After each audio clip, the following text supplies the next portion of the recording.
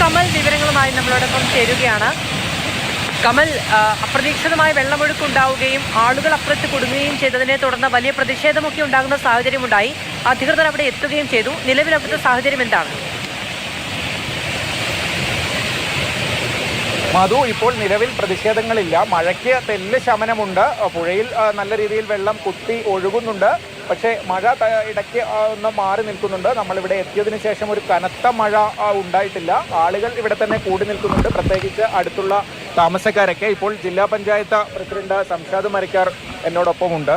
ശരിക്കും ഇങ്ങനത്തെ ഒരു പാനിക് സിറ്റുവേഷൻ ഇന്ന് ഒഴിവാക്കേണ്ടതല്ലായിരുന്നു? ഈ ആളുകളെ രാവിലെ അങ്ങോട്ട് പാലത്തിന് അക്കരെ പണിക്ക് പോകുന്ന ഒരു സാഹചര്യം ഒഴിവാക്കാമായിരുന്നില്ല? തീർച്ചയായും. കാരണം ഇന്ന് രാത്രി മുതൽ മഴ ശക്തമായി ഉണ്ട്. രാത്രി മുതൽ മഴ ശക്തമായിട്ടുണ്ടെങ്കിൽ സ്വാഭാവികമായിട്ടും ഇന്ന് രാവിലെ അവിടത്തേക്ക് തൊഴിലെടുക്കാൻ വേലിപ്പാലം കടന്ന് പോകാതിരിക്കാനുള്ള ഒരു സാഹചര്യം ഉണ്ടാക്കാമായിരുന്നു എന്നുള്ളതാണ്.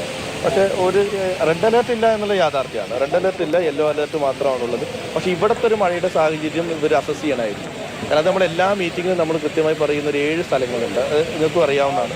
7 സ്ഥലങ്ങൾ നമ്മൾ കൃത്യമായി മോണിറ്റർ ചെയ്യുന്ന സാഹചര്യം. അവിടെ നമുക്ക് കുറച്ചുകൂടി പ്രശ്നമുള്ളത് കൊണ്ട് അതിലൊന്നും ഈ പ്രദേശമാണ്. ഇവിടെ കൃത്യമായിട്ടൊരു മോണിറ്ററിംഗ് ഉണ്ടായിരുന്നെങ്കിൽ ഇന്ന് രാവിലെ ഒരാളും അങ്ങോട്ട് പോകാത്ത രീതിയിൽ നമുക്കിത് ചെയ്യാം. ഈ ഒരു പാനിക് സിറ്റുവേഷൻ ഒഴിവാക്കാം. പക്ഷേ അത് ഇവിടെ ഉദ്യോഗസ്ഥരുണ്ടെന്നാണ് ഞാൻ മനസ്സിലാക്കുന്നത്. കൺട്രോൾ റൂമിൽ നൈറ്റ് ഡ്യൂട്ടി ഉണ്ടല്ലോ, റവന്യൂ കൺട്രോൾ റൂമിൽ നൈറ്റ് ഡ്യൂട്ടി ഉണ്ട്. അപ്പോൾ സ്വാഭാവികമായിട്ട് ഇവിടെ രാത്രി മുതൽ മഴ പെയ്യുന്ന വിവരം കലക്ടറേറ്റിലോ DDMയിൽ അറിയിച്ചിരുന്നെങ്കിൽ രാത്രി തന്നെ അതിൻ്റെ എസ്റ്റേറ്റ് ഓണർമാർക്ക് നാളെ തൊഴിലാളികളെ അങ്ങോട്ട് കയറ്റരുത് വന്ന് ഈ ആളുകൾ പോകേണ്ട ഒരു സാഹചര്യം ഒഴിവാക്കുകയാണ്. പക്ഷേ അത് നടന്നിട്ടില്ല എന്നുള്ളതാണ്.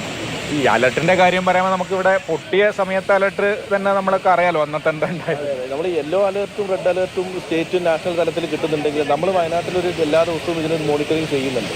ആ മോണിറ്ററിംഗ് സിസ്റ്റം നമുക്ക് മഴമാപിനി വെച്ചിട്ട് നമ്മൾ എടുക്കാറുണ്ട്. ചില ആളുകളുടെ ഫീഡ്ബാക്ക് എടുത്തിട്ടൊക്കെയാണ് നമ്മൾ ചില നിലപാടുകൾ എടുക്കാറ്.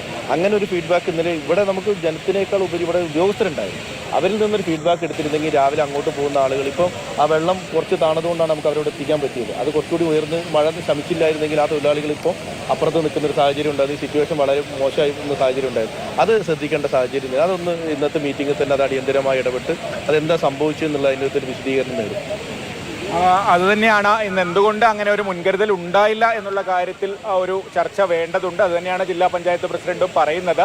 ഇവിടുത്തെ സിറ്റുവേഷൻ പ്രാദേശികമായി മോണിറ്റർ ചെയ്യേണ്ടതായിരുന്നു, അലേർട്ട് യെല്ലോ ആണെങ്കിൽ കൂടി എന്നുള്ളതാണ്. മധു.